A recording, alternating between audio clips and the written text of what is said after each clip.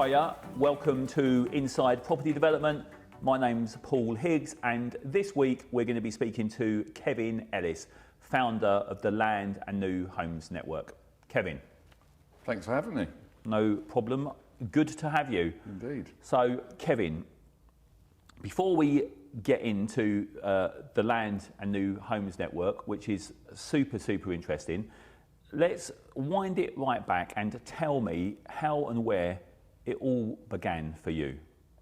From when my mum gave birth to me? Bit after that. Okay. When you left school, what was the first thing you did? So when I left school, got into, didn't want to go down the university route, went and worked for a building society, ended up in the asset management department, so looking after repossessions, then ended up in an estate agency, realised quite quickly that, and I always said that the day I'd sort of had enough of dealing with the general public day to day, I would change career. And I'd always worked in, or been lucky enough to work on a couple of new home sites that we were selling as an estate agency. And that kind of gave me my bug.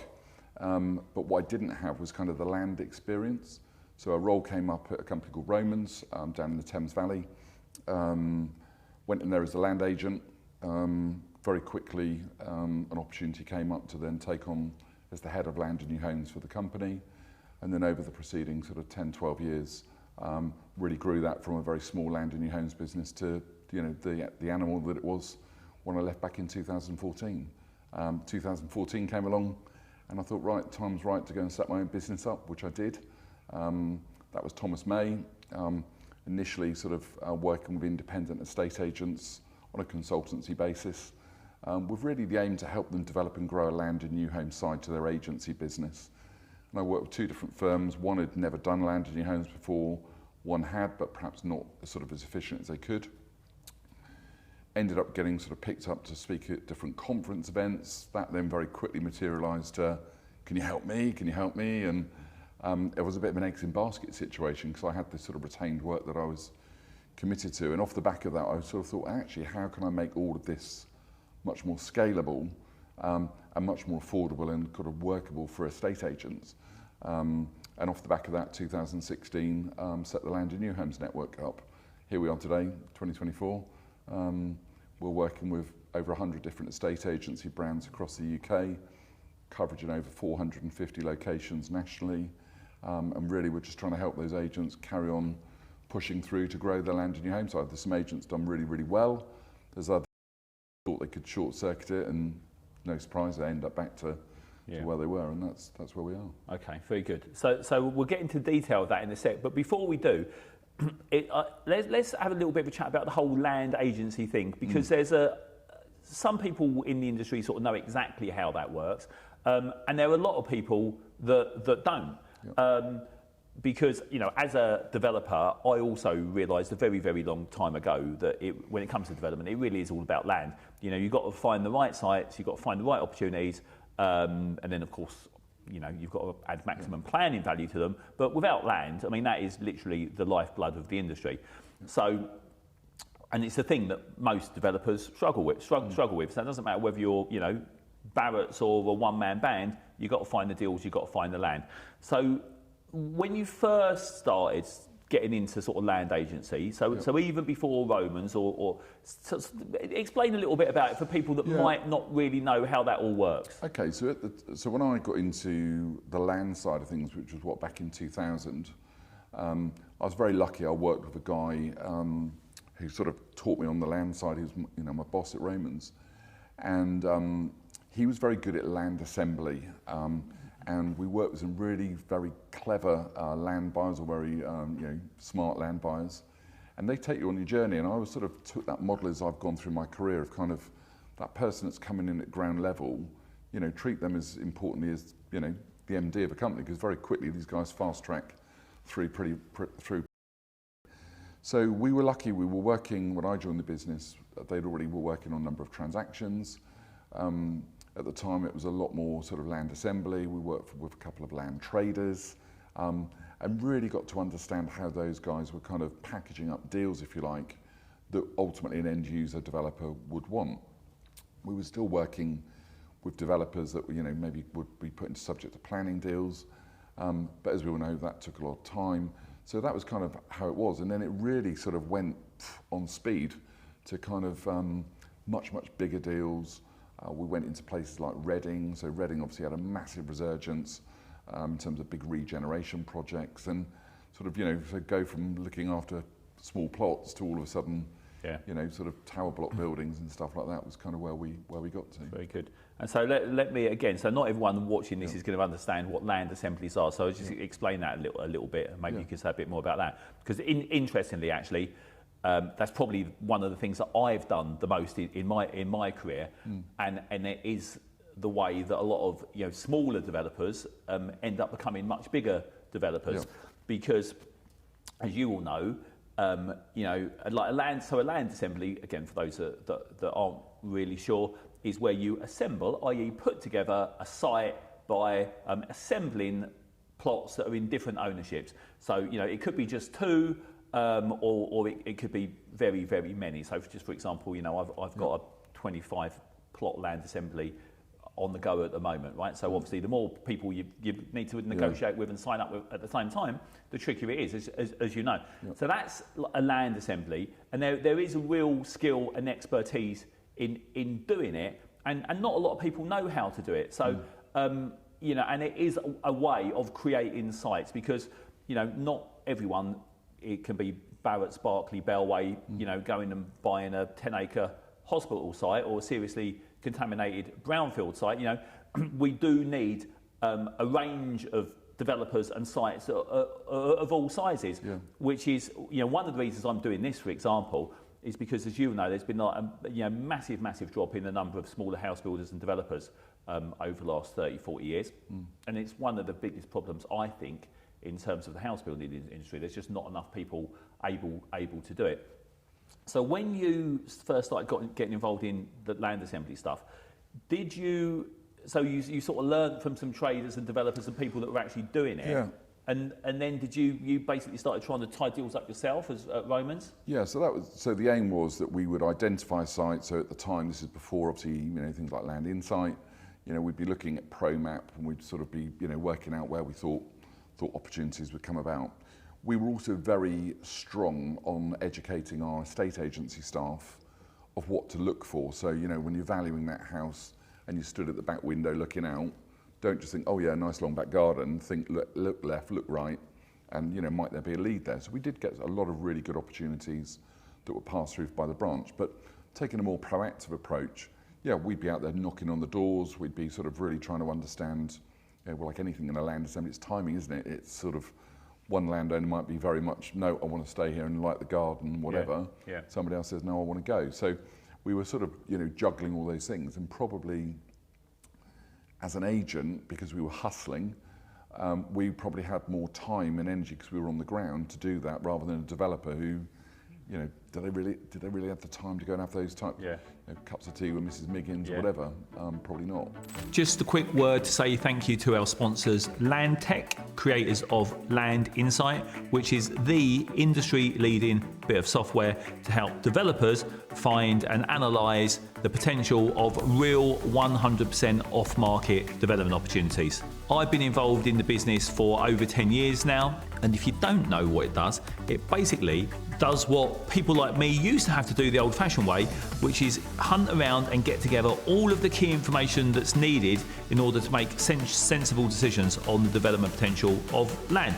So that's planning data, market research, lists of all of the various constraints, environment and agency information, you name it, massive long list of all of the stuff that you need in order to find out who owns land, what policy constraints there might be, and exactly what you may or may not be able to do with it. All of the industry-leading developers use it, and also the most clued up smaller ones. So if you're not already using it and you want to trial for yourself, have a look in the show notes. You'll find a link to get a free trial, test it for yourself, see what you think, and hopefully get busy finding real off-market development opportunities. So thanks again to our show sponsors, LandTech, and let's get back to the show. Very good. So typically, let's just choose one as an example. So let's just say exactly that. So one of the offices says that we got an instruction, or we're looking at just valued a house and actually it's a really big garden and there's a load of big gardens in a row.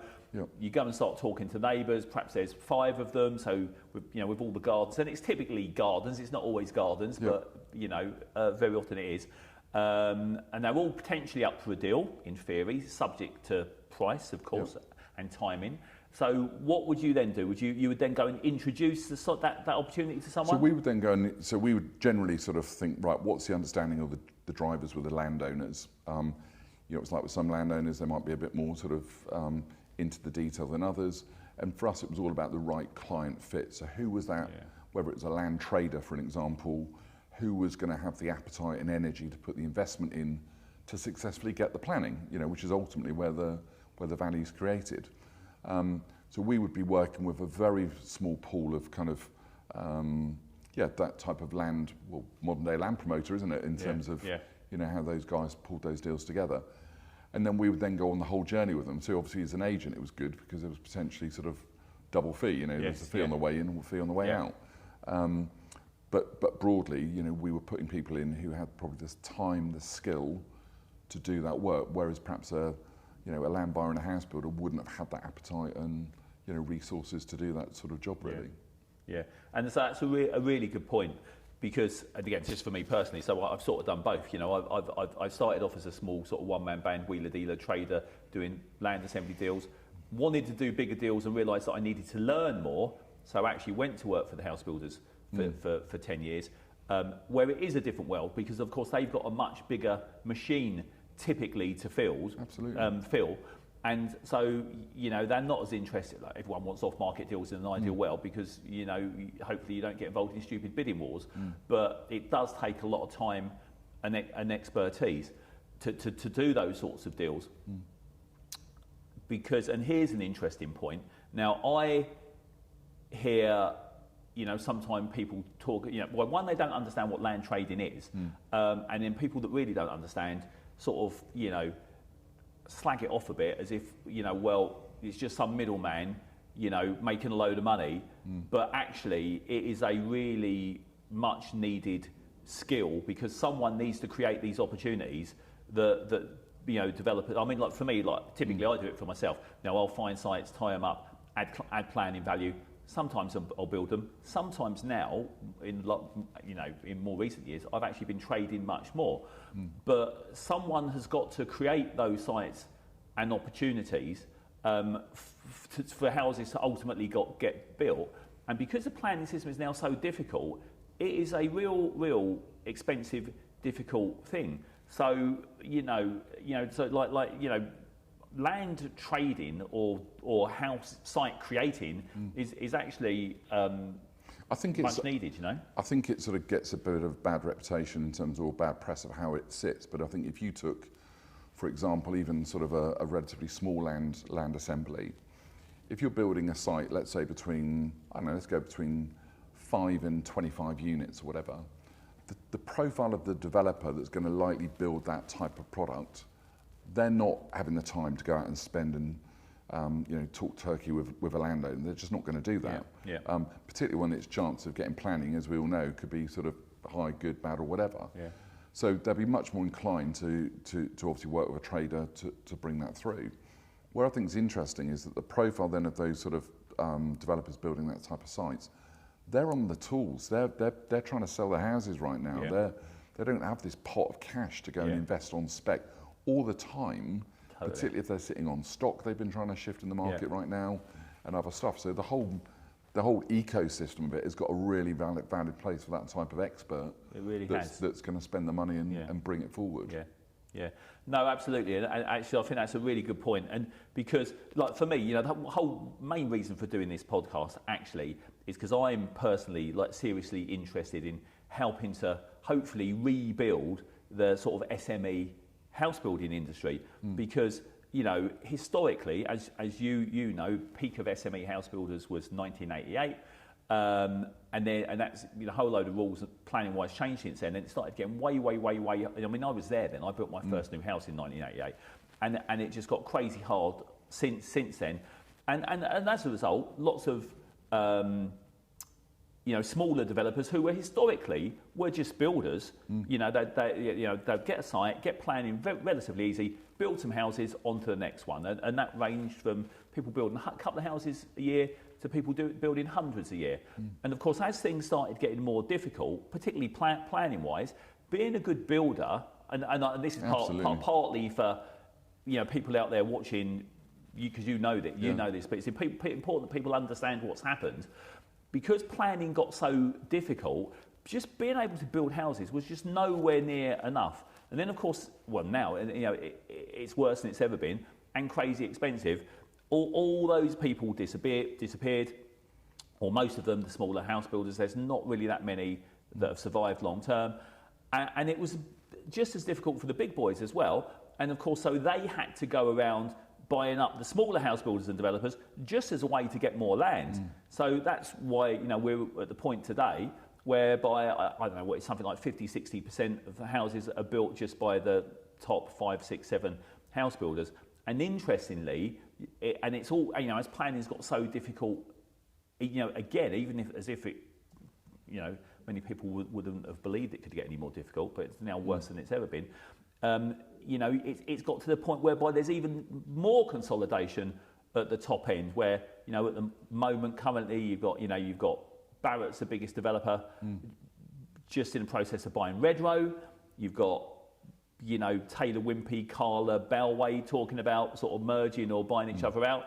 So it's all happening again, and that's just indicative for people that don't believe it of just how much of how hard it is to deal with land and planning at the moment. I think certainly if you look at some of the activity of the volume house builders over the recent years, they might have had control on a big volume site that they thought they're going to get delivery of sales units out, 100 a year or whatever the numbers may be. And what's been really interesting is they've been highly acquisitive for some of those smaller sites because they just need outlets. They need a rate of sale that they're getting in multiple locations. Let's face it, the only way that the housing numbers are going to get delivered is via the SME market. That I believe, wholeheartedly. Yeah. But the challenges that those SMEs have got, they can't do the whole thing. So you're either really good at building houses and selling them, or are you really good at acquiring land at the right price and under the right terms? And I'd say 9 times out of 10, when we're going into a landowner now, particularly if somebody's been in before, the house builder, smaller builder might have had a go at it, promise the landowner the earth, they option them up at ridiculous terms, mismanage expectations. So we're having to which is hard to then, when somebody's been told that and then all of a sudden you're telling them that. But you never had that in the first place, so we've got to get you back to this sort of point of realisation.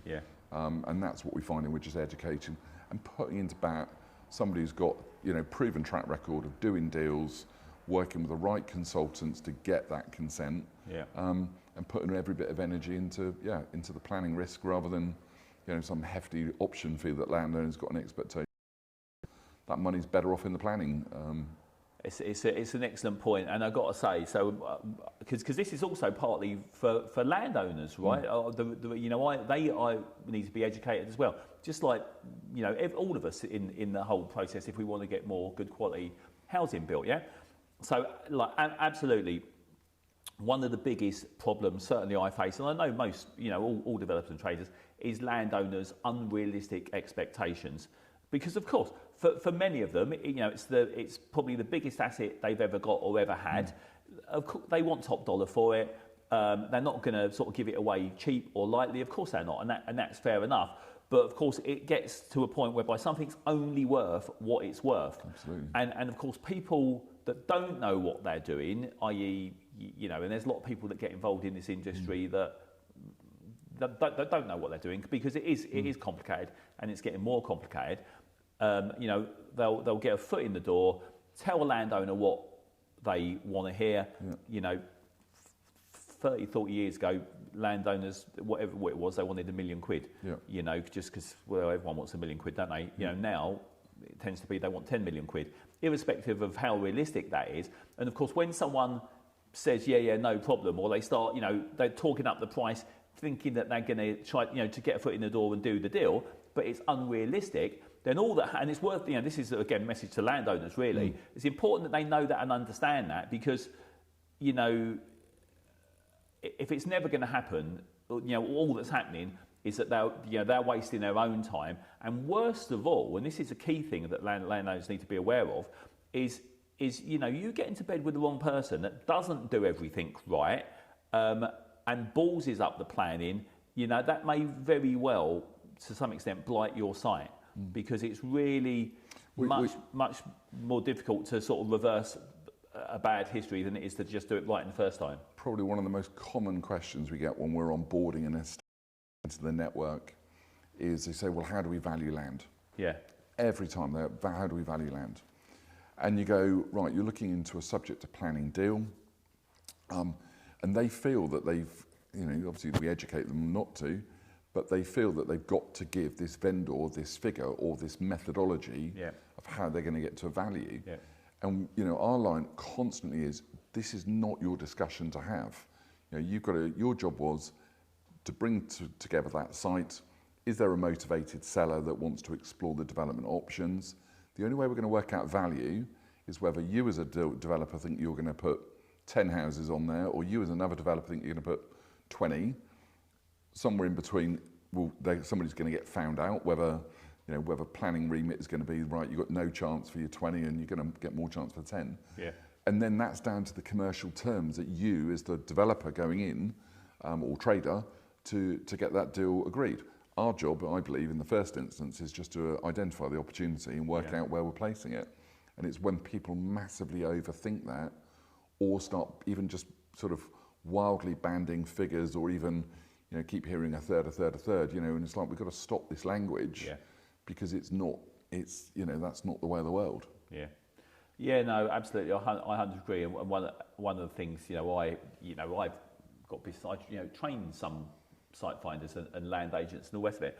One of the key things I always say to them is you just don't get involved. Don't ever talk about prices or money, because you don't know. You can't know. I mean, it's hard enough working it out properly and knowing when you're a developer and you've been doing it forever, let alone, an agent couldn't and shouldn't be expected to and should certainly never try to answer that question, We probably can, where it plays to our advantage, where we do talk about price possibly to a certain degree, is when we're looking at a consented site and we're trying to manage a vendor's expectation, which again could be here, and we're trying to get them to here. And in this instance, I would say probably sort of a driving point of what's given us more conversion of consented site deals is explaining to the vendor, and I call it, maybe poor analogy, but almost a sausage machine. Well, if that's what the price of the house are going to be worth coming out the other end, you've got to build them, you've got to profit, you've got to borrow money, you've got to add, whatever the rest of the fees are in the deal. And I think that too often developers particularly shy away from sharing some of those numbers, or just even sharing sort of some of the concepts around things. A landowner is more than well versed. Of course, the builder's got to make a profit. Let's not hide from it. There is a profit that's going to be made. Likewise, there's this very subjective around build costs and levels of specification. We're looking at houses today, great spec, but it all costs money, and we've got to kind of, why not share some of that, if nothing else, to help try and manage that price to the level that hopefully you've got more chance of transacting at. Otherwise, there's just a lot of consented sites going off like smelly fish, because they're not being dealt with properly. Yeah, no, I think that's absolutely right. And again, it's an important distinction there. So consented sites, a site with planning to a site without planning, it's two very, very different things. Site with planning, actually, I mean, that can be valued, well, absolutely spot on if you know what you're doing. Obviously, now there's going to be a few variables, particularly in terms of developers' margins. They might be a little bit in the build cost, but within reason, it's sort of going to be what it's going to be. So consented sites, of course you can put an indicative value on them, and that's sort of fine. The real issue, of course, or the difficult thing, and because remember, for me, I'm and lots of other developers, you were, well, interesting actually. Personally, I never buy sites with planning because they're always expensive. Of course they are, because developers, there's competition for them. Everyone's desperate for sites, and they basically bid away their profit margin in order to do the deal. Now that's, as you know, super risky. One of the riskiest things you can really do as a developer. But so if you are doing that, you better be a really good builder, because that's basically the bit you've got to get all of your profit margin out of, and of course hope that nothing goes wrong with the market.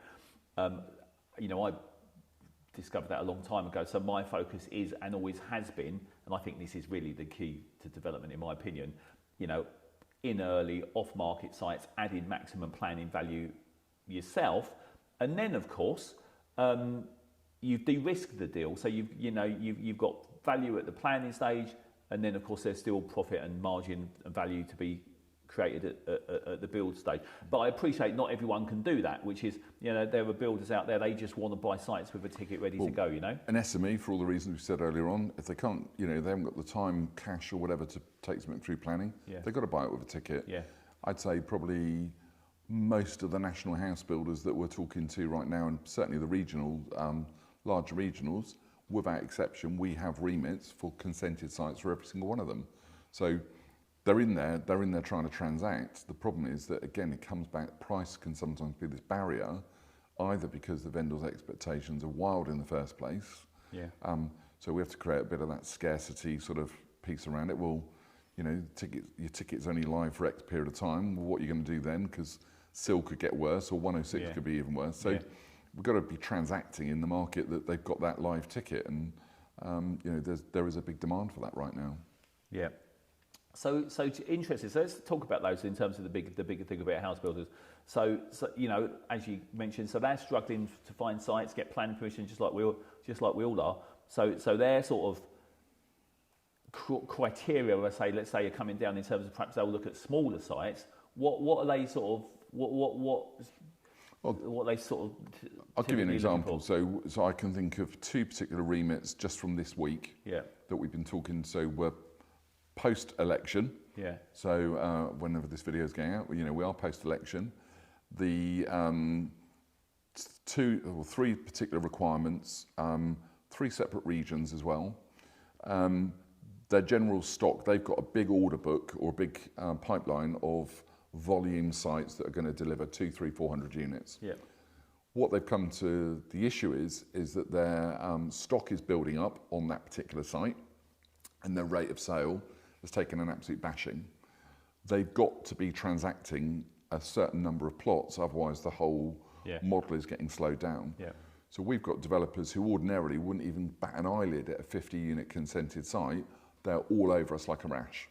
They'll take as many of those as we could chuck at them, just to get some deal pipeline coming through, with flags up in another town, another different type of product, whatever it may be, rather than relying on that one banking sort of site every month that's going to deliver you 10, 12 sales for, you know, the next 4 years. So that's very real, you know, right now. And that, I'd say that's been the case for, blimey, certainly the last 2 to 3 years. Everyone's all on us for consented sites. But what they're probably not doing, and this is obviously for us is a good opportunity, they're very reactive to what gets presented on the day.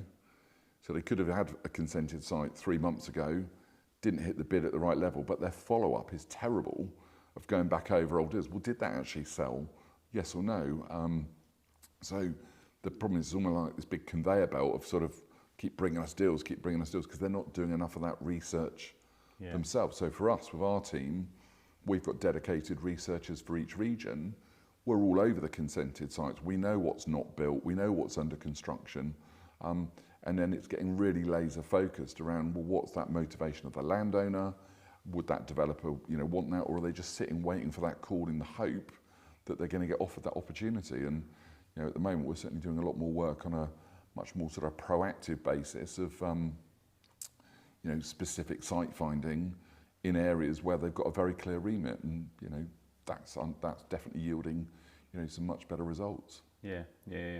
So there's a few interesting things there actually, that, because remember, like, part of what I'm trying to do here is educate everyone in the sector, including people that are typically a bit anti-development, you know, committee members, local authority planners, and perhaps people. There shouldn't be a fence, but I'm going to sort of say, like, on the other side of the fence. So you sort of got like house builders and developers and people that are trying to get sites found and planning one and houses built. And then, of course, you've got people that are having to manage and deal with that process. And of course, some people that just don't want it to happen at all, you know, in terms of NIMBYs and objectors, yeah.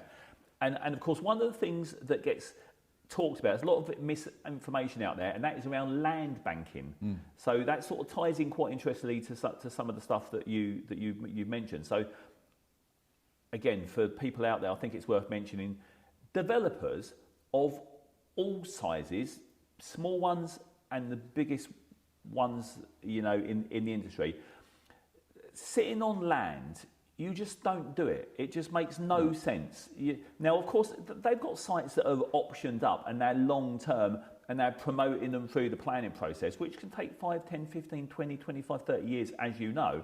So, but that's not consented land that they are sitting on, not building in order to keep the price up. You know that. But you know, I know there are people out there that they believe that that's what happens.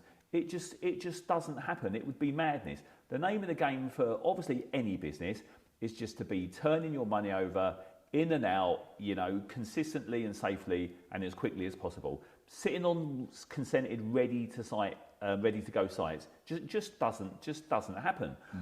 So I think people need to understand that.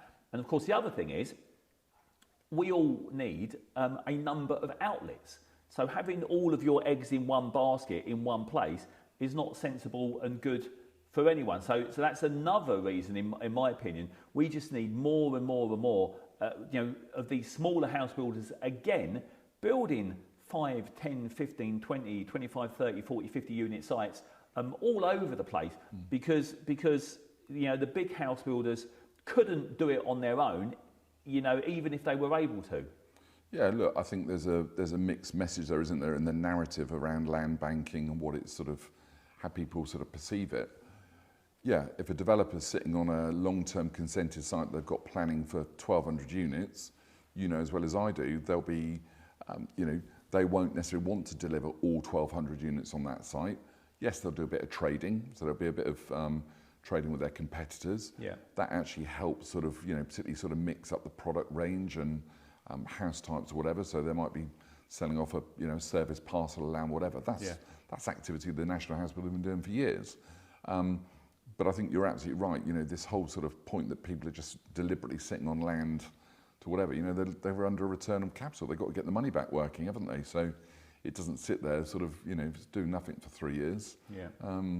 But yeah, I think it's blown up to be a much bigger headline probably than actually the truth of it is, really.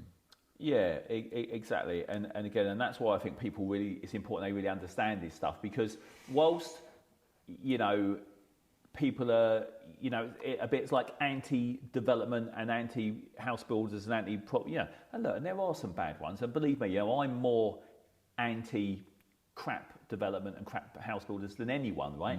Because I like to try to do things the right way, and those bad ones get us all a bad name, right? So I really want those out of the industry, and I want to change the industry. But there's lots of developers that are not like that, particularly the smaller ones. You know, so there's some really excellent, you know, niche-y small developers that do some fantastic stuff. I think there's. You're absolutely right. I think there's some exceptional developers, and I look at, you know, a lot of the history of sort of big projects that I worked on. Was very lucky to work on a lot of Berkeley Homes projects, advising them well before they actually started building. And I think some of the principles of what they did, they were doing some really, really good placemaking sort of developments, creating sort of different character areas even within a big scene, because it doesn't all have to be bland and you know, whatever. And I think that's where this sort of niche of kind of really strong regional operators who are doing some marvellous stuff. You know, we pitched to a developer only yesterday, you know, great developer in the Midlands, are doing some exceptional stuff. But they've really sort of, you know, big isn't always beautiful. What they're doing is really quite niche, a certain number of units, but they're applying some of those principles of real, you know, put Berkeley very high on my list of nice. Of sort of companies that, you know, we would all like to be like. Yeah, I think, you know, certainly when you get out into the regions, that stuff, you know, in some instances has never been seen before. They've just been used to volume, tap, but, you know, low spec, low, you know, doesn't age well. And people are sick of that. That's the problem with kind of this fight on development, because they know what it's going to be like in 5 years' time. No, absolutely. And of course, that's why in terms of planning policy, there's been this whole, lots more talk about, beauty, obviously very, very subjective, in terms of, building, with beauty and design codes and things like that. It costs a lot of money though. Well, this is the thing. And again, this is like the art of good property development, is because I think one of the things, other people have sat there, we've had the same conversation. The amount of people in the industry that just don't understand land economics is just amazes me. And I've had some pretty high-profile architects and stuff that we've talked to in the West End, and a lot of people, and they sort of seem to get stuck in the fact that it's all about developers' profit. But the thing that drives all of this actually is not developers' profit. It's basically existing use values and landowners' expectations. Yep. And of course, what lots of the, certainly, I'm going to say the other side of the fence again, lots of, planners and committee members and people sort of don't seem to realise is, look, landowners, at the end of the day, we've got to buy land. We've got to do deals with landowners. They're not going to sell for, certainly not less than existing use value, because, I don't know, if your house is worth 500 grand and I come and knock on your door and say, you're going to sell it to me for 400 grand, of course you never are. If you want to be incentivised to do a deal, typically you need an uplift over and above the existing use value. And that is the thing that drives the whole industry. And I think a lot of people don't really understand that. And of course, look, in an ideal world, of course, if it was up to me, everything would be 50% affordable housing, fully net zero, super sustainable, building with nature, things that I'm into. Obviously fantastic design. But of course, that in many places, that is just not financially viable, particularly in lower value parts of the country, and particularly bearing in mind what's happened with build costs the last couple of years. But I think you make an interesting point there, and probably the piece I would pick up there is that the problem is your average land buyer going into a landowner doesn't explain what you've just said. Yeah. So this is where it then, you have a vendor that thinks one thing, developer thinks, oh, bloody landowner, wants too much money or whatever, but they haven't bought into it. They haven't been sold the vision of kind of what's going to be created. We're recording this here on a site which I know you've developed. What was here before, the landowner would have got nowhere had you not come in and done what you've done, but you've been sensitive to whatever the needs were from the planning, whatever. So the landowner's going, well, I want X, Y, and Z. Well, you were never, ever going to get it because there were these policies in place and you're in a beautiful area of outstanding natural beauty, whatever. You can't just chuck up junk, can you? Yeah. Just to get a value. So we've got to be much better at educating the landowner of kind of, it isn't just as straightforward as putting a planning application in. There are a lot of hoops we're going to have to jump through. That's what a really good good land buyer is going to do. But totally, they're generally pretty poor at telling a landowner. They are. Well, it's interesting. So I'll tell you what I do. So again, you make a couple of really good points. So here on this one, for example, it had, I think it was 8 planning refusals over 35 years. So very difficult site. So of course there was the landowner, they fully understood how difficult it was, right? Which was sort of an advantage in some ways because, conversely, right at the beginning, when someone's never had a refusal or they've never been involved with the wrong developer, they imagine that it's all easy. So one of the things I personally really like actually is sites that have had planning refusals, because then the landowners actually realise for real, you're not just spinning them a story like it's like shit. That obviously really is difficult, So their expectations have got a little bit more sensible to start with because they've learnt the hard way basically just how difficult it is. So that's an interesting thing. But the other thing is, in terms of landowner meetings and being fairly upfront with the figures, to be honest. So like I mentioned right at the beginning, I probably done more land assemblies than anything else over a very, very long period of time. So I worked it out once. There was a time when I was sending letters and approaching landowners on an industrial scale, and I probably did 5 landowner meetings every day of the week and weekends for probably 15, 20 years. So I've literally had thousands and thousands and thousands and thousands of meetings with landowners. I'm sure you probably have as well. So I've sort of drunk a lot of tea then. I drank a lot of tea, stroked a lot of cats, ate a lot of biscuits. You know how it is. So and I've got relatively good getting deals done. But importantly, important part of that, as you say, is just like being honest and explaining how it really works. Because most landowners, they don't know. Someone's told them a third. Or their mate down the pub told them $1 million or 2 million or 5 million quid an acre, or just some ridiculous something, plucked out of thin air. So, I will sit down and explain the situation. Look, and this is how it works. And clearly, the main thing that drives the value is of course, coming up with the right thing that's actually gonna maximise the land value, of course, and get planning permission. So not some ridiculous thing that's never going to happen. So absolutely, educating landowners is a massive part of actually the process. Well, we were talking, when we met recently about the planning refusals, and for me that's the most logical place. Site finding terms right now. We need to get all over the refusals. Tech is brilliant, isn't it, in terms of AI, what you can do around refusals, or just sifting through stuff quite quickly. But I think any landowner that then has gone through a planning refusal, that is not for the faint-hearted. There isn't this endless pot of, whether you're a developer or whatever, and you've spent 50, 60, 70, 80, 100 grand, whatever the figure, you can't do that many times, before you're done and out. So this is really why they've got to be much more.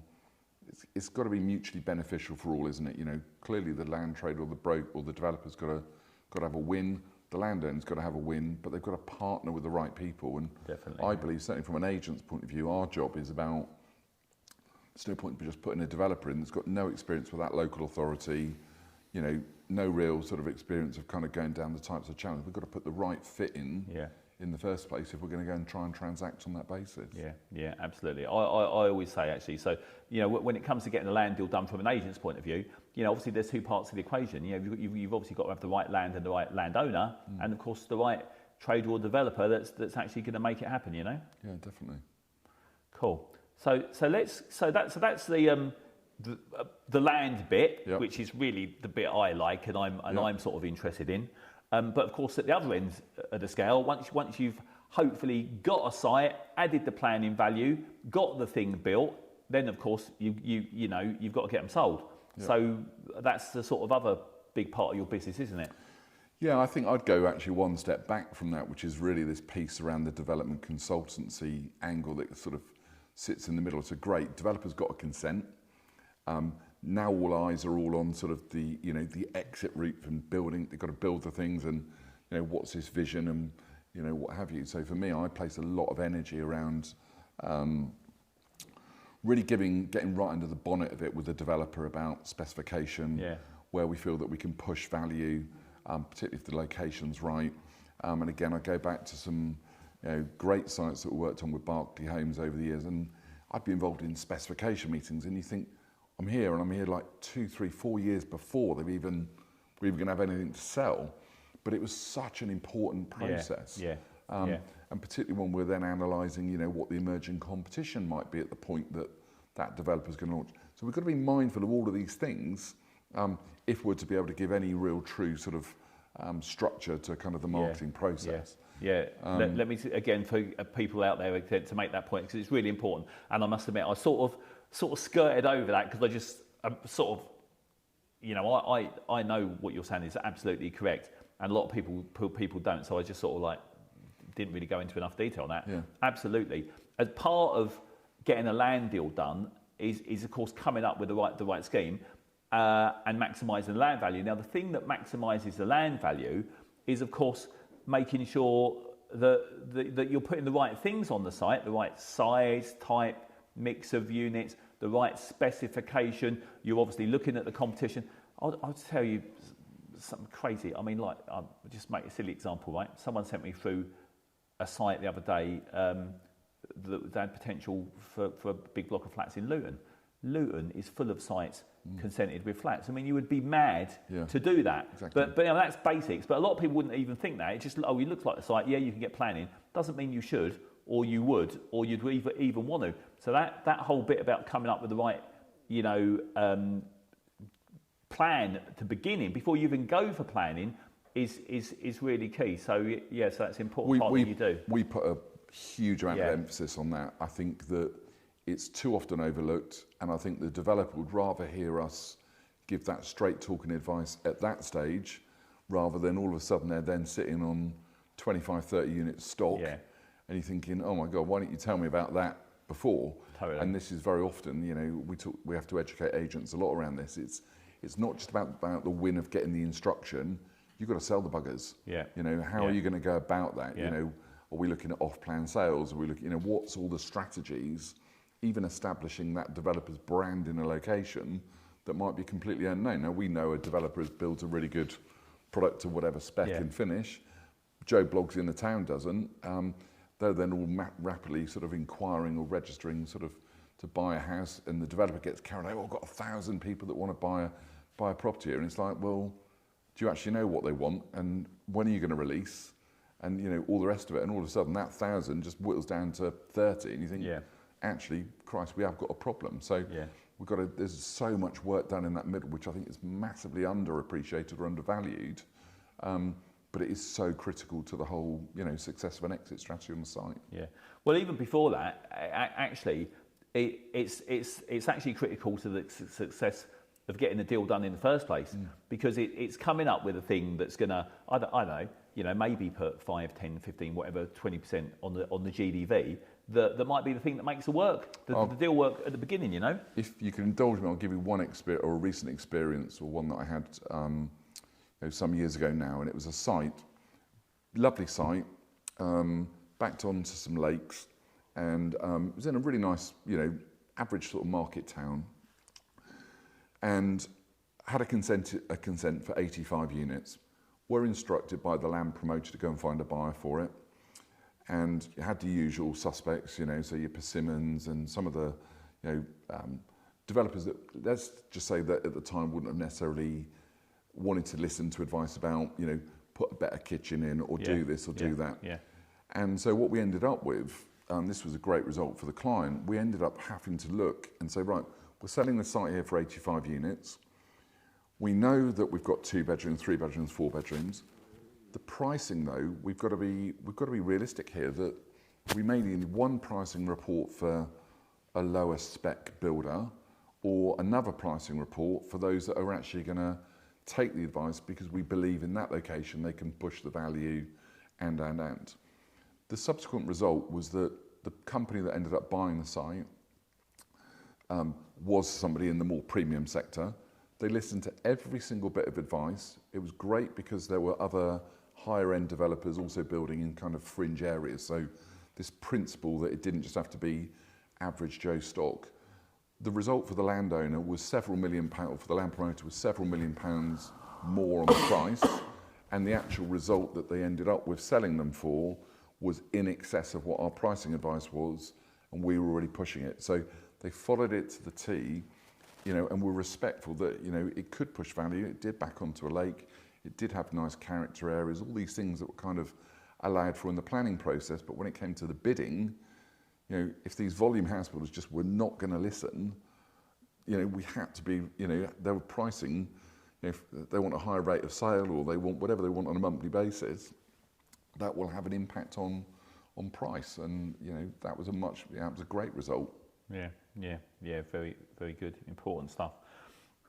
So tell me, how do you work with other agents at the Land and New Homes Network? Tell me how that works. So, to wind back, so we set the network up essentially to work purely with independent estate agents. And the reason for that was that we wanted to make sure that those agents would work collaboratively.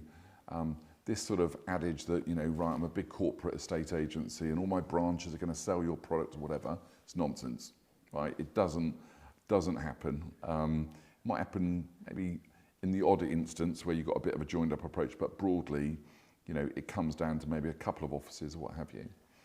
So before I set the network up, I spent a lot of time talking to the national house builders and regional house builders to get their understanding of what they liked about estate agents and what were their frustrations. Large frustration was that, particularly for some of the corporate agents, the developers didn't like selling their stock with them, maybe because some of their branches were trading more in the low to mid market than a solid mid to upper. What they did perhaps like about some of the corporate agents was that there was this perception there was more of a supply of land. What they liked about independent agents were that they were probably lived in the town, got great businesses, great market share, great brand, but weren't delivering enough land to them. So our whole approach, my whole approach, has always been a land first mentality. An agent can't expect to have this right of entitlement to get a new home site for selling unless they're going to put some endeavour to site finding or whatever. Totally. That's clearly a long game, but it's a really important game, and it's one that I will not deviate on in terms of our kind of narrative that we have with estate agents coming on board. What we realised was that for the agents, so we basically give them every possible tool, marketing support, resource, additional data, all sorts of stuff to really help them develop and grow a land and new home site of their business. The great agents will go and resource properly and take a long-term view. Others may have really great ambition, but just say, look, we understand we might need somebody a bit more focused on land. We don't really have that. So we make sure in our business we can deliver sourced, kind of white labelled land offering where our team will pick up the baton on that and what have you. The key element there is that we're training and developing into those agents a land and new homes culture for the growth and good of their business. So for an estate agent, why should they get involved? Well, in simple terms, the only way they're going to create value in their estate agency business to exit is probably from a lettings management rent roll, so passive recurring or recurring revenue, or a good long-term land and new homes order book that, right, you've done the land deal today, you've got yourself built in for the resales in the next year or the following year, so they can start to have this visibility on the pipeline of, you know, what's coming forward. Otherwise, your average agent, they rock up open on the 1st of January, they're, okay, how are they going to grow their business? All right, they could open new branches, well, that's risky. They could grow their market share, that's hard, or they've got to get their fees up, really hard when you've got lots of other operators or new models coming into the sector. So largely they're going to flatline unless they do things to grow other revenue streams into their business. We therefore passionately believe that land and new homes is a natural piece. We've got agents that now, having never done land and new homes from even like a 2 or 3 branch agency, new homes and land will now represent nearly 40% of their bottom line. You know, that's a game changer without having to open more offices. But as my old boss, you know, going back to my Romans days, we almost wouldn't open a new office unless we'd squeeze the lemon on the opportunities that we could get out of that town. So whether that was land, new homes, lettings, conveyancing, whatever. So it was that type of mentality that, you know, we're trying to identify to agents. Look, you're here working in this town. This new home site hasn't just popped up. It's because somebody did a lot of work 3, 4, 5 years before.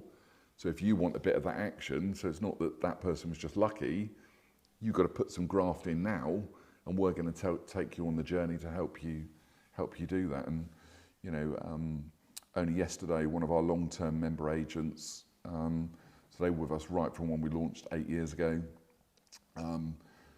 They just pitched for a site. It was for just under 100 units. The fee value alone to them is hundreds and hundreds of thousands of pounds. The spin-off business that they'll get from it is worth hundreds of thousands of pounds. But where we came into it, we really sat with them to get their pitch right. So don't just go along and tell the developer, yeah, you can do this and this.